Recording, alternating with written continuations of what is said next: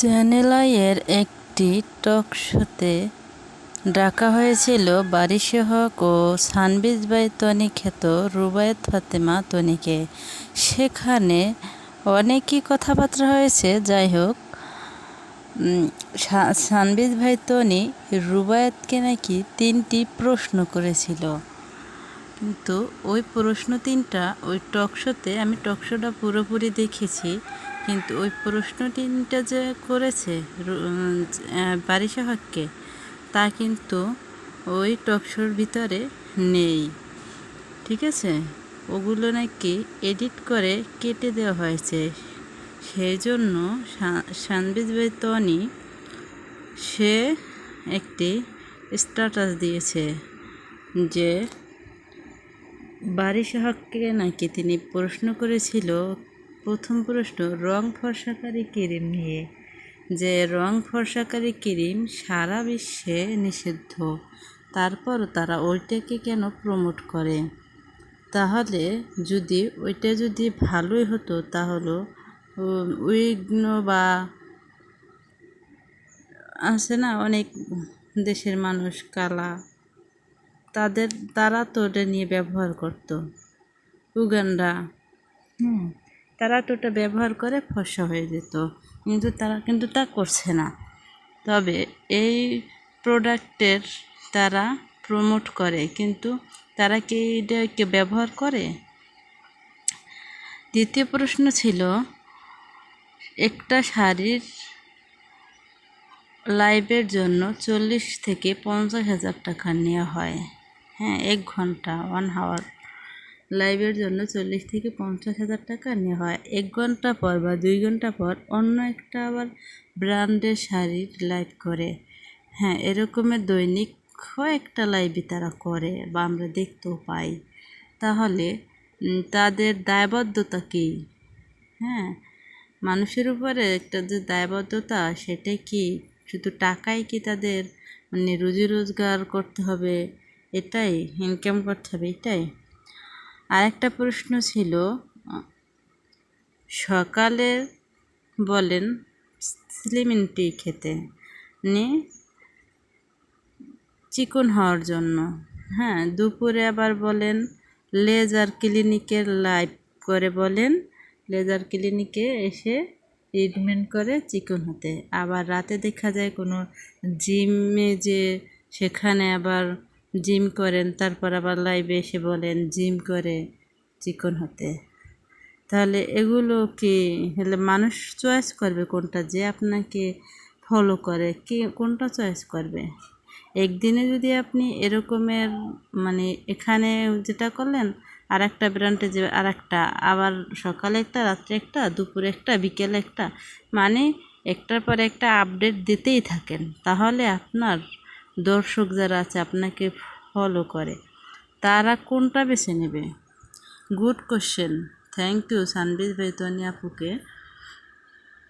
আসলে উনি মানে সোজা সাপটা কথা বলে, এই জন্য আমার অনেক ভালো লাগে। ঠিক আছে, কিন্তু ওই কোশ্চেনগুলো শুনে নাকি আমাদের বারীসহক, আমাদের ঢালিউড কুইনের রাইট হ্যান্ড, তিনি কান্না করে স্টেজ থেকে নেমে গেছে।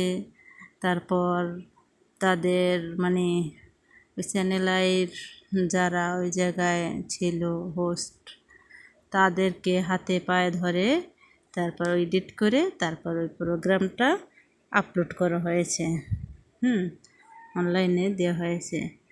আর আমি ওইটা দেখেছি প্রোগ্রামটা, কিন্তু ওখানে যে প্রশ্নগুলোর কথা সানবিজ ভাই তনি এসে লাইভে বলল যে আমি এগুলো করেছি, বা ইতে দিল ফেসবুকে স্ট্যাটাস দিল, এগুলো কিন্তু ওখানে নেই, কিন্তু অল্প একটু আছে। যে আপনি দুপুরে একটা শাড়ি লাইভ করলেন, আবার 2 ঘন্টা পর আর একটা করলেন, আবার চিকন হওয়ার জন্য যেই কথাটা বললো, প্রত্যেকটাই অল্প একটু, কিন্তু ওনাকে যেভাবে বলছে ওটা কিন্তু নাই, যে লাইভ থেকে বের হয়ে গেছে, ওই জায়গা স্টেজ থেকে বের হয়ে গেছে, কান্নাকাটি করছে, এটা কিন্তু এডিট করে দেওয়া হয়েছে। দেখে বোঝা যায় কেমন যেন শোটা মানে শেষ মানে হয়নি, শেষ হয়নি, শেষ করে দেওয়া হয়েছে। হ্যাঁ, মানে আছে না যে একটা জিনিস পুরোপুরি একটা কাজ শুরু করছি, শেষ করে বের হইলাম একটা জিনিস একরকম। আর আমি একটা কাজ শুরু করলাম, মাঝপথে ছেড়ে আসলাম, এটাই কিন্তু আর এক রকম। ওইটাও ওরকমেরই ছিল ওই প্রোগ্রামটা। যাই হোক, আসলে বাড়ি সহককে নিয়ে বলার অনেক কিছুই থাকে, ঠিক আছে। উনি একটা আপুর মানে আহ, তিনি প্রোডাক্ট দিয়েছিল নাকি 10,000 টাকার লাইভ করার জন্য।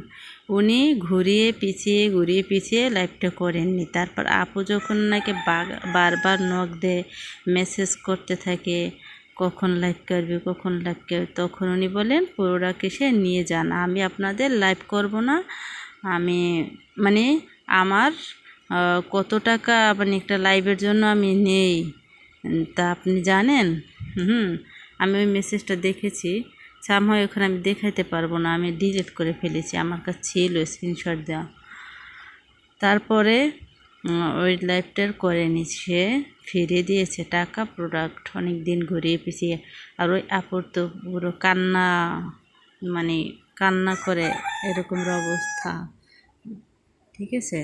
তা এদেরকে নিয়ে কি বলবো আর কি বলবো না বলেন। এরা টাকার জন্য সব করতে পারে। আচ্ছা বাড়ি হোক, আপনার এত টাকা কামাই করেন, ডেলি তো কম লাইভ করেন না, প্রত্যেকটা লাইভের যদি 40,000 টাকা করেও ধরি, তাহলে মাসে ইনকাম কত হয়? এই টাকাগুলো কোথায় রাখবেন? বাংলাদেশ ব্যাংকে নাকি সুইস ব্যাংকে, একটু বললেন তো। হ্যাঁ, আপনার মানে একটা দেখছিলাম লাইভ, যেখানে আপনি খেতে পারতেন না, পড়তে পারতেন না, মানে অনেক কান্নাকাটি করছেন। আসলে বাংলাদেশের মানুষ কি ইমোশনাল, ঠিক আছে, তারা ইমোশনাল যেটা ওটা একটু বেশি পছন্দ করে, এই নেগেটিভ যেটা ওরা পছন্দ করে বেশি। আর ইমোশনাল যাদের আছে, ইমোশনাল দেখাইতে পারে, তাদের প্রতি একটু দয়া করে, ঠিক আছে। আপনার মনে হয় একটু মানুষের কাছে, মানুষের মনে জায়গা করে নেওয়ার জন্যই আপনি ওই কথাগুলো বলেছিলেন, ঠিক আছে। কিন্তু আপনি যদি ঠিকই ওরকমের মানুষ হতেন যে আমি এক সময় খেতে পারতাম না, পড়তে পারতাম না, এখন তো অনেক উদ্যোক্তা আছে যারা ওই উদ্যোক্তারা মানে তাদের খুবই কম টাকা নিয়ে তারা একটা ব্যবসা বা বিজনেস যাই বলেন শুরু করে।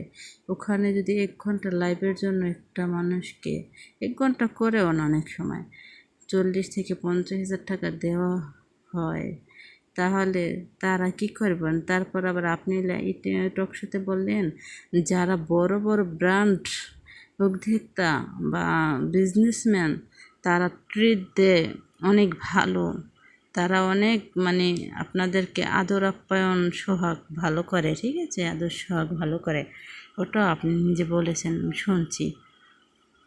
তারপরে কিন্তু তনি আপু বলেছে যে ছোট যারা তাদের হয়তো ইনভেস্ট যে করবে ওইটাই খুব ছোট, ওই থেকে আপনাকে কিভাবে বড় করে ট্রিট দেবে।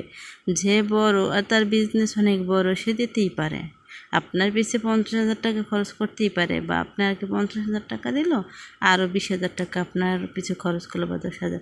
আর যে ছোট, সে তো তার অল্পর ভিতরে আপনাকে দিতেই কষ্ট, তারপর আবার আপনাকে ট্রিট দেবে, মানে কি অভাবনীয় না কথাটা, মানে হাস্যকর হইল না।